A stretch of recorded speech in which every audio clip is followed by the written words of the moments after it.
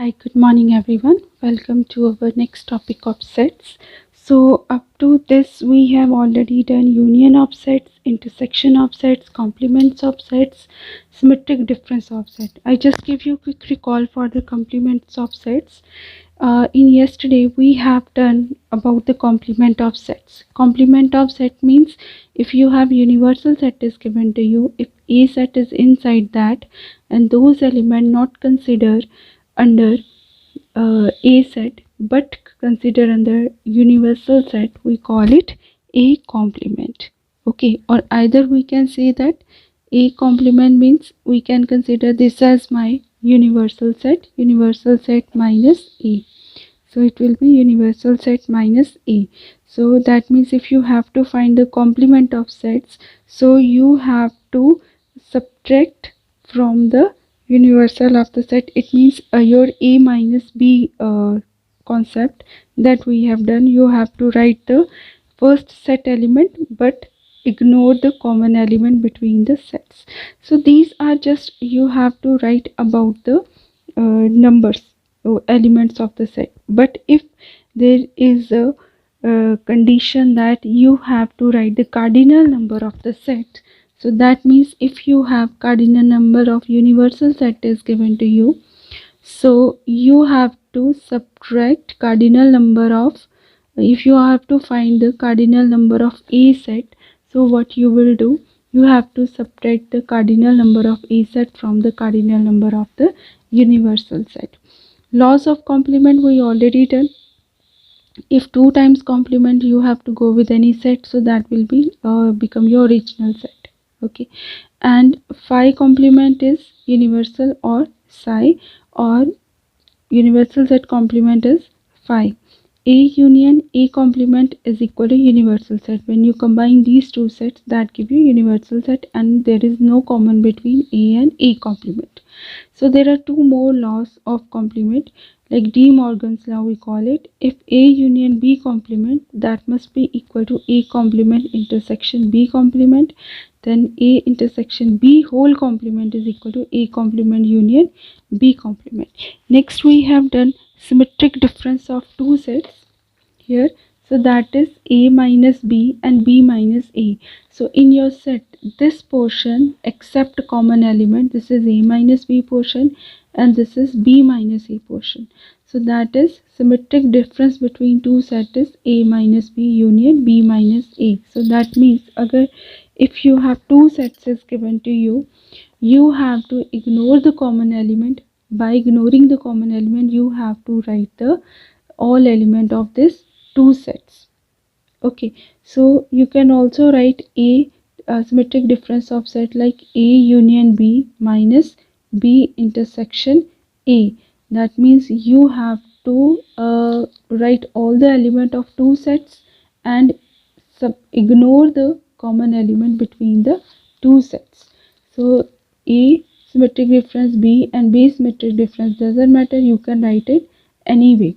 But if you go with asymmetric difference with a, so that means अगर आप उसी set का symmetric difference निकालोगे तो वो तो सेम ही एलिमेंट आ गए, तो उसका फाई होगा.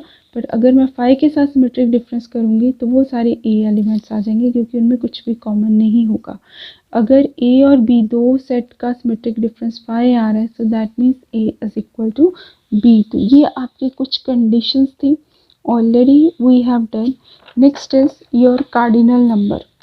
Cardinal number, what is the cardinal? Cardinal number means whatever sets you are going to do, so how many numbers are present in this. Okay, so here you very well know that we represent the universal set in this rectangular form, and these two sets, this is a set, this is b set. This portion we call it a minus b, this portion we call it b minus a, and in between is a in. So union means or and intersection means and means both conditions should be true or common, and union means any one condition you can pick. Positive and multiplication side you will use in probability. Okay, now next is what about the cardinal numbers. If two sets is there, so you can represent the cardinal number in the two way. Suppose I have three different figures, like this is a set, this is b set. Okay, so this is one more. This portion we call it A intersection B. This is B minus A, this is A minus B.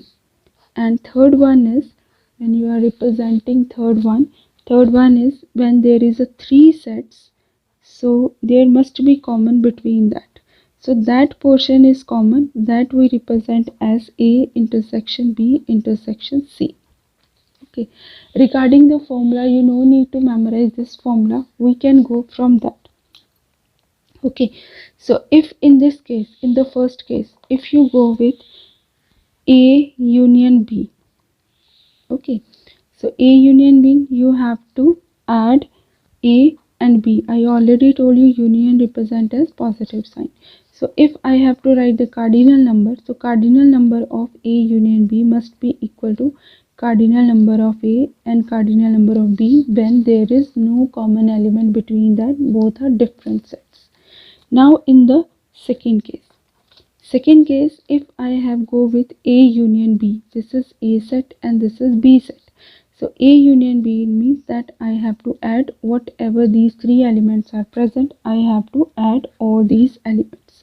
Like here, like cardinal number of A union B, here in the second case will be cardinal number of A minus B plus cardinal number of B minus A, then cardinal number of A intersection B. So that is a cardinal number. In second case, you have to find A union B like that. But what happened, because here is A minus B, B minus A and A intersection B. Now in the third case, if I have to go with cardinal number of this one, so if you look at this, so this portion is common between all these three sets. This is A set, this is B set, this is 3C set. Okay, but if I go with like A set, B set and C set, whole A set, whole B set, whole C set. Okay, so this common, this common, this common is also included. So what I will do, so when I go with it, before that I will discuss about this one, how this formula is made. If you are going to write A minus B, like A minus B, okay, so I can write A minus B means A minus A intersection B. Whole set A में से आपने A intersection B minus कर देना है, and when it is a cardinal number you have to add this one. So that means A minus B will be written as number of element A minus common element. Okay, similarly if I go with number of element of B minus A, so B minus A means number of element of B, इस पूरे B set में से आपने इनका common subtract कर देना. Okay, so what I will do now, if I replace these two value in place of this, so what my proper formula become, so that is A union B. Instead of A minus B, I reply it here, and A minus N A intersection B plus NB minus N A intersection B plus N A intersection B. Okay, इन दोनों की जगह पे मैंने जो मेरी यहाँ पे ये दो वैल्यूज निकली थी ये मैंने अप्लाई कर दी. ओके, तो अब एक तो ये कैंसिल हो गया, तो मेरे पास जो रिक्वायर्ड फॉर्मूला, जो जिसको हम प्रॉपर कार्डिनल फॉर्मूला मोस्टली जो यूज़ होता है वो यूज़ करते हैं. Number of element in A union B, number of element in A plus number of elements in B minus number of element in A intersection B. तो हम directly भी इसको मेमोराइज कर सकते हैं इस फॉर्मूला को. अगर देखा जाए ध्यान से कि अगर आप पूरा A सेट ले रहे हो, पूरा B सेट ले रहे हो, तो दोनों में जो इंटरसेक्शन है दो बार ऐड हो रहा है. तो अगर उसमें से आप एक बार कॉमन एलिमेंट माइनस कर दोगे तो आपका यही एलिमेंट्स फॉर्मूला बन जाता है. That is a cardinal number formula, basic formula, and we use this formula mostly in our questions. A union B means आपकी जो mostly day to day life की प्रॉब्लम्स आएंगी, जैसे आपको लिखा होगा कि A और B दो पर्सन्स हैं, न्यूज़पेपर पढ़ रहे हैं, A हिंदी का न्यूज़पेपर है, B इंग्लिश का न्यूज़पेपर है. ओके, तो यू का मतलब है कि अगर आपको ये फाइंड आउट करना है कि दोनों में से कोई भी पढ़ रहा है, दोनों में से कोई भी पढ़ रहा है हिंदी, तब उसमें ए यूनियन बी निकालना है। ओके, अगर आपके पास आ जाए कि सिर्फ हिंदी का, सपोज ए हिंदी का न्यूज़पेपर है, अगर कोई हिंदी का न्यूज़पेपर पढ़ रहा है, ओके, सो दैट मीन्स ये जो आपका एन ए है, जो आपने ए नाम दिया हिंदी के न्यूज़पेपर को, तो उसमें कॉमन भी इंक्लूडेड है कि वो ऐसा भी कैंडिडेट हो सकता है जो इंग्लिश का भी पढ़े। ओके, तो सिर्फ अगर इतना ही पूछा जाए कि हमें सिर्फ हिंदी के न्यूज़पेपर वाले कैंडिडेट फाइंड आउट करने हैं, तो एन ए निकलेगा। बट अगर कंडीशन हो कि हिंदी पढ़ने वाले ही हो, ओनली हिंदी में, फिर आप यहाँ पे a माइनस बी का जो हमने पीछे फॉर्मूला किया था, ये वाला a माइनस बी का, उनमें पहले आप कॉमन सब्ट्रैक्ट करोगे तो only Hindi, only English, only का मतलब है कि कॉमन एलिमेंट आप उसमें से माइनस करके यूज़ करोगे। अगर कंडीशन आ जाए इंटरसेक्शन की, इंटरसेक्शन मैंने बोला कि एंड की कंडीशन है, बोथ कंडीशन तो होनी चाहिए कि हमने वही कैंडिडेट्स लेने हैं जो हिंदी और इंग्लिश बोथ पढ़ते हैं, उनकी क्वांटिटी यहाँ पे आ जाएगी। तो मोस्ट ऑफ द प्रॉब्लम्स में यही है कि आपने इस तरह से आपकी जो प्रैक्टिकल प्रॉब्लम्स है इसी फॉर्मूले से यूज़ करनी है। नेक्स्ट है आपका थर्ड वाला जो था, ये वाली कंडीशन थी आपकी थर्ड वाली कंडीशन, ये वाली थी आपकी थर्ड वाली कंडीशन, जिसमें अगर आपको 3 सेट दिए जाते हैं ए बी और सी, और इसमें ये कॉमन है, तो अगर आपके 3 सेट्स हों, 3 कंडीशंस हो, तब आपका फॉर्मूला क्या बनेगा, तो आपका जो थर्ड फॉर्मूला है, so that is A union B union C. अब अगर आप A union B union C को लिखोगे तो उसमें सबसे पहले अगर आप काउंट करोगे A union B union C, तो उसमें आपका आ जाएगा number of element in this, number of element in A, number of element in B, number of element in C. और जब आपने ये ए बी और सी 3 एलिमेंट्स काउंट किए, तो इनमें ये आपने कंसिडर करके चलना है ए और बी का कॉमन इंक्लूडेड है, बी और ए का भी कॉमन इंक्लूडेड है, बी सी का भी कॉमन इंक्लूडेड है। ओके, तो आपने नेक्स्ट क्या करना है, इसमें वो कॉमन एलिमेंट सब्ट्रैक्ट कर देने हैं क्योंकि वो बार बार रिपीट हो रहे हैं। A intersection B minus B intersection C minus A intersection C, और लास्ट में जो कॉमन एलिमेंट्स है सबका, वो आपने ऐड कर देना है, A intersection B intersection C. अब ये जो फॉर्मूला बना है आपके इसी फॉर्मूले के बेस पे ही बना है। ओके, इसी फॉर्मूले से ही ये फॉर्मूला जनरेट हुआ है। तो अगर आपको कन्फ्यूज़न हो रही है कि ये फॉर्मूला कैसे जनरेट हुआ, तो वो इसी फॉर्मूले से बना है। जैसे यहाँ पे लिखा था आपका number of element in A union B union C, suppose मैं इसको बी यूनियन सी को एक कंसिडर कर लेती हूँ, let B union C is equal to F, ये रह गया आपका ए यूनियन एफ। ओके, जैसे मैंने ये कंसिडर किया, वापस मैंने ऊपर वाला फॉर्मूला लगा दिया, N A plus N F minus number of element in A intersection F, ये वाला फॉर्मूला कंसिडर किया। ओके, अब आपने फर्दर जहाँ जहाँ पे एफ था उसको रिप्लेस कर देना। ओके, इस एफ की जगह वापस आ जाएगा, ये आपकी लेफ्ट हैंड साइड है, A union B union C, और एन ए तो एज इट इज़ ही रहेगा। अब आपका रह गया N F that is B union C, और यहाँ पे भी आ गया आपका एन ए इंटरसेक्शन यहाँ पे बी यूनियन सी, ये वाली फॉर्म आ गई। ओके, अब यहाँ पे बी यूनियन सी में वापस यही फॉर्मूला लग जाएगा, तो ये एन ए आ गया, ये अभी लेफ्ट हैंड साइड। अब आपने राइट हैंड साइड देखनी है। ओके, राइट हैंड साइड देखनी है, now we have to check about the right hand side. तो राइट हैंड साइड देखने के लिए ये जो आपका N A plus N B union C है, तो एन ए तो एज इट इज़ रहेगा, बी यूनियन सी पे वापस यही फॉर्मूला लगाओगे, N B plus N C minus N B intersection C.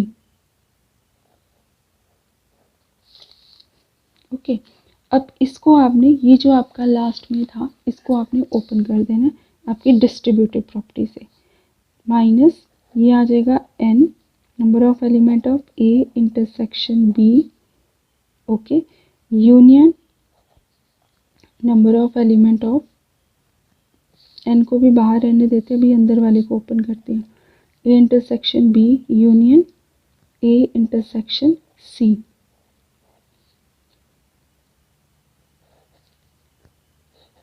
Okay, अब देखो इनके बीच में भी यूनियन का साइन आ रहा है।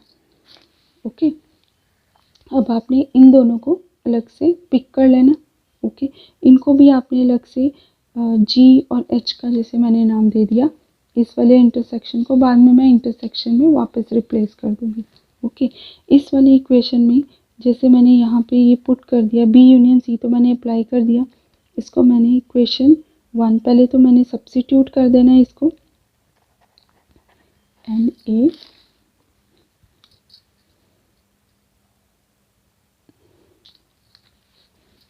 ए plus N B plus N C minus N B intersection C, then minus यहाँ पे मैंने n इसको g का नाम दे दिया, n तो बाहर ही था, अभी मैंने सिर्फ अंदर लेना है, g यूनियन e। सपोज मैंने g यूनियन e का नाम दे दिया, इसको मैंने g कंसिडर कर लिया, इसको मैंने e कंसिडर कर लिया।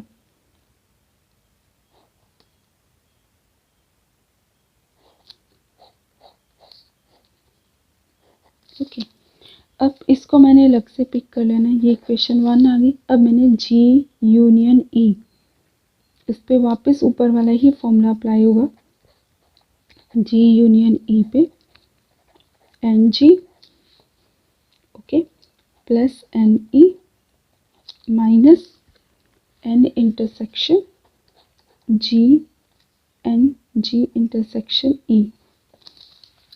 ओके, अब मुझे क्या करना है, जो मैंने जी ई, ये भी आपकी इक्वेशन 1 है, ये भी आपकी इक्वेशन है, इजी बनाने के लिए मैंने यहाँ पे जी और ई सब्स्टिट्यूट किया, इसको जी और ई वापस मैंने फॉर्मूला लगाया। अब जो जी की वैल्यू थी ए इंटरसेक्शन बी, और इसकी जो वैल्यू थी ई की आपकी ए इंटरसेक्शन सी, ये मैंने यहाँ पे रिप्लेस कर दिया, एन आ गया A intersection B plus N, E replace हुआ ए इंटरसेक्शन सी में, और जी इंटरसेक्शन ई, तो ये सबका ही कॉमन एलिमेंट आ गया, एन ए इंटरसेक्शन बी क्योंकि सारे इंटरसेक्शन है तो मैंने कॉमन ही लिख दिया ये वाली term.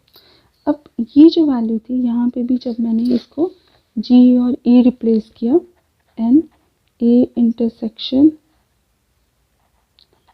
Intersection B union A intersection C, तो इसकी वैल्यू मैंने फर्स्ट इक्वेशन में सब्स्टिट्यूट कर दी, ये वाली सारी वैल्यू यहाँ पे, और मेरा जो प्रॉपर फॉर्मूला बन गया इसका, ये जो प्रॉपर फॉर्मूला जनरेट हुआ, N A union B union C का जो फॉर्मूला जनरेट हुआ आपका, N A N B plus N C minus N B intersection C, और उसके बाद तो माइनस था और ब्रैकेट वाली टर्म थी, if I directly open the bracket and apply the value, so that will be minus A intersection B minus N A intersection C, then minus minus plus N A intersection B intersection C. आपको prove करना तो नहीं आएगा, but कई बार question form में आ सकता है prove करना, बट यहाँ पे क्या है कि जनरली वर्ड प्रॉब्लम्स ही आएंगी। अगर 3 सेट दिए हैं आपको, तीनों का यूनियन का मतलब है कि तीनों में से कोई भी एटलीस्ट एनी वन, तो ए बी सी आ जाएगा। अगर बोथ वाली कंडीशन, ये वैल्यूज़ आपको गिवन होंगी और मिसिंग वैल्यू जो आपको है वो आपने क्वेश्चन में से आइडेंटिफाई करनी है। अब जो कुछ बेसिक्स फॉर्मूला है जो आई वांट टू डिस्कस, क्योंकि मैंने कुछ तो आपको यहाँ पे बता दिए हैं, जब यहाँ पे मैंने आपको बताया था एन ए माइनस वी को N A minus N A intersection भी लिख सकते हैं, सारे फॉर्मूला यहीं से बने हैं। I will recall again this formula like from this diagram here,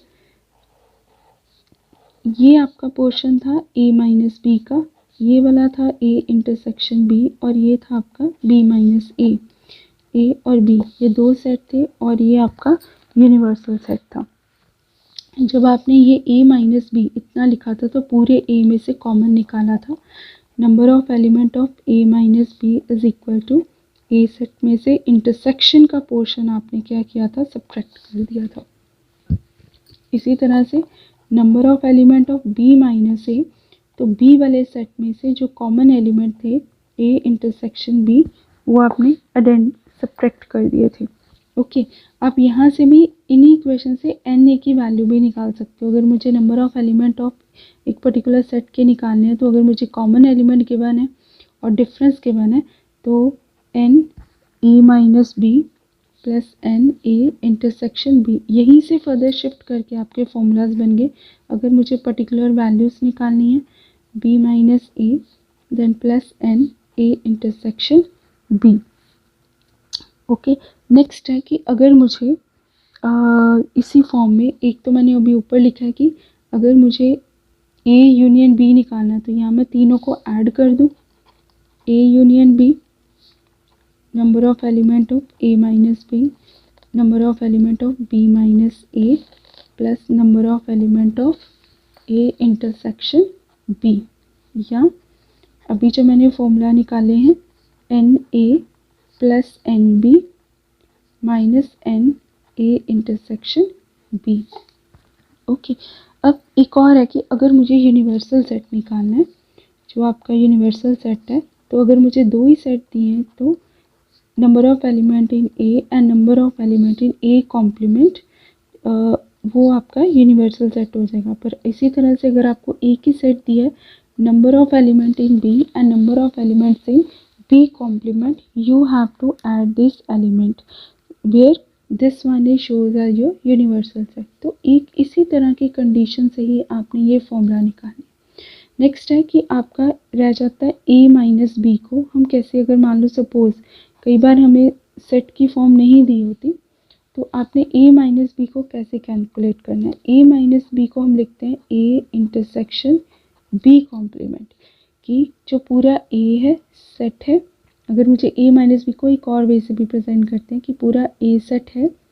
okay, और जो बी कॉम्प्लीमेंट है, बी कॉम्प्लीमेंट इस बी सेट को छोड़ के बाहर जो सारा है पोर्शन, उसका कॉमन तो आपका वापस ए माइनस बी आएगा। तो ए माइनस बी को हम लिख सकते हैं A intersection B complement, B minus A को लिख सकते हैं बी इंटरसेक्शन ए कॉम्प्लीमेंट। वो सेट आपका पहले आएगा, B intersection A complement. So these are your cardinal properties number. Thank you. Have a nice day.